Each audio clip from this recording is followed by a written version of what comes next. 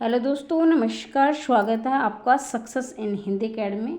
देखिए दोस्तों, 2-3 दिन से आपके इतने फ़ोन आए हैं। जब तक असिस्टेंट प्रोफेसर का एग्ज़ाम हुआ है, बहुत ज़्यादा आपकी कमेंट और फ़ोन आ रहे हैं कि मैम कट ऑफ बता दीजिए।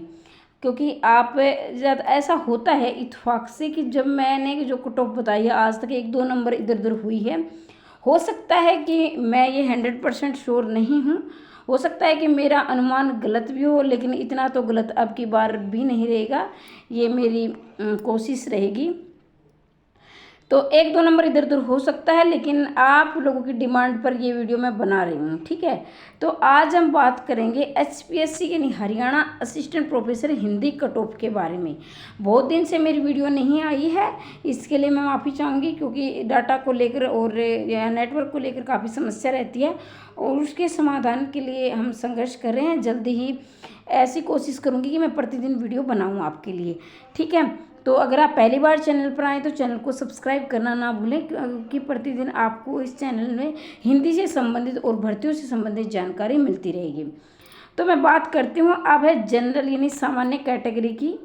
तो ये देखो, कईयों के ऐसे भी नंबर है जो 50 प्लस भी हैं और 55 भी हैं, 60 भी है, लेकिन वो जो स्टूडेंट होते हैं वो टॉपर होते हैं, ठीक है। तो यहाँ टॉपर की मैं बात नहीं करूँगी। तो ये टोटल वैकेंसी कितनी है? 139। 139 का अगर मैं 4 गुना करूँ लगभग 556 बनता है। देखिए मेरा मैथ कमज़ोर है, लेकिन मुझे जहाँ तक लगा इतने ही बनते होंगे। अब ये तो नहीं है कि एग्जैक्ट 556 ही लेंगे, क्यों, ये भी मैं आपको बता देना चाहूँगी। क्योंकि ऐसे बहुत सारे अभ्यर्थी होंगे जिनके मान लीजिए कि एक के 40 है, तो ज़रूरी नहीं ये 40 एक ही लेगा। हो सकता है कि 40 नंबर 10 स्टूडेंट के हों, या 20 के भी हो सकते हैं, हो सकता है 5 के भी हो सकते हैं। तो आप अनुमान लगा लीजिए, मेरे ख्याल से कम 600 अभ्यर्थी प्लस ही लिए जाएंगे, और ये मेरा अनुमान है। और आप भी इस बात को समझ सकते हैं, क्योंकि अगर 40 नंबर 10 अभ्यर्थी को, तो किसको निकालेंगे, किसको रखेंगे? तो सभी को 10 के 10 को उनको लेना पड़ेगा। तो ये बात तो जरूर समझेंगे। तो लगभग 600 प्लस अभ्यर्थी लेने, 139 वैकेंसी है, ठीक है। ये आप ये कहोगे मैम हम सबको पता है कि 139 वैकेंसी है, तो आपके बताने की क्या ज़रूरत है? क्योंकि इसके बताने के आधार पर ही हम क्या एक एग्जैक्ट डाटा पर पहुंचेंगे, ठीक है। तो अब 40 प्लस अब जिनके नंबर हैं वो अपने तैयारी शुरू कर दें। ये जनरल की है, ठीक है। तो ये ना हो सकता है कि 1-2 नंबर ऊपर नीचे हो सकता है। अगर आप तैयारी करोगे तो आगे जो भर्तियाँ आएंगी तो उनमें भी आपको फ़ायदा मिलेगा, कोई नुकसान आपको कहीं नहीं हो रहा है। तो तैयारी ज़रूर करें। और दूसरा जो बात है EWS कैटेगरी, तो EWS कैटेगरी के ये 38 भी हो सकते हैं, ये 39 भी हो सकते हैं, और ये 37। तो लगभग मैंने कहा कि 38 वाला का हो सकता है 38। और आगे है ये BC, ये 35 प्लस। अब आप A और B का कहोगे मैम A और B तो बहुत ज़्यादा अंतर इसमें नहीं रहता है, या 36 मान लीजिए, या इसके या 34 भी मान लीजिए। तो 1-2 नंबर अब कई अभ्यर्थी परेशान होते, मैम ने तो 35 बताई, मेरे तो 33 बन रहे हैं।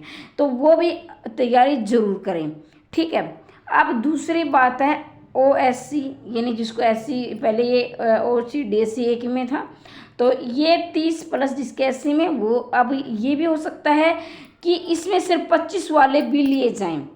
क्योंकि देखो अब क्या है, टोटल अभ्यर्थी लगभग बैठे हैं, लगभग 45 से यानी 50% भी इस परीक्षा में नहीं बैठे।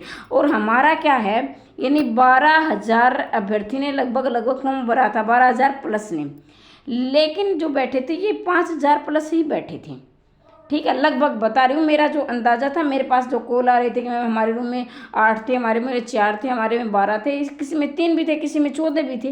तो लगभग मान के चले कि लगभग बैठे थे आपके 5,000, ठीक है। तो और पेपर का जो स्तर था, वो पेपर का स्तर कई कहेंगे मैम आसान था या मीडिएट था, मैं इसको मुश्किल कहूँगी। मुश्किल क्योंकि आपको पता है, जिसको 4 मान लीजिए 4 ऑप्शन थे, और जिनको चारों ही आ रहे थे तो वही उसमें टिक मार कर पा रहा था। 4 ऑप्शन में से अगर आपको एक नहीं आ रहा था, यानी वन लाइनर होता है ना, वन लाइनर 4 लाइन, अगर आपको चारों के आंसर पता तो आप ठीक कर पा रहे थे, वरना आपका आंसर गलत था। तो पेपर ये टफ था, मैं इसको मुश्किल कहूँगी।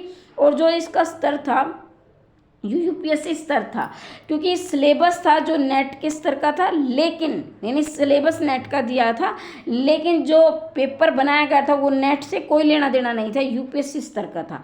तो पेपर मुश्किल था, तो इसलिए कट ऑफ बिल्कुल कम जाएगी। अब डीएससी और जिसके 25% यानी क्वालिफाइड मार्क्स बनने, वो अपनी तैयारी शुरू कर दे। और अन्य जो भी हैं, जो फिजिकल हैंडीकैप्ड है, जिसको हम दिव्यांग बोलते हैं, या एक्स सर्विस मैन, जो भी हैं अन्य, तो सभी के 25% मार्क्स आ रहे, तो वो अपनी तैयारी शुरू कर दें। अब मन में ये होगा कि पेपर, अभी बहुत सारे अभ्यर्थी ऐसे भी हैं जिनकी तैयारी बहुत अच्छी थी, लंबे समय से तैयारी कर रहे थे, उनका पेपर अच्छा नहीं हुआ, और हो सकता है जिनकी तैयारी कम थी वो अच्छा करवाए। तो ये कहीं ना कहीं थोड़ी सी किस्मत की बात भी होती है, तो इसमें घबराने की कोई आवश्यकता नहीं है। मैं अगले वीडियो में उनके लिए भी बहुत अच्छी खुशखबरी लेकर आ रही हूँ।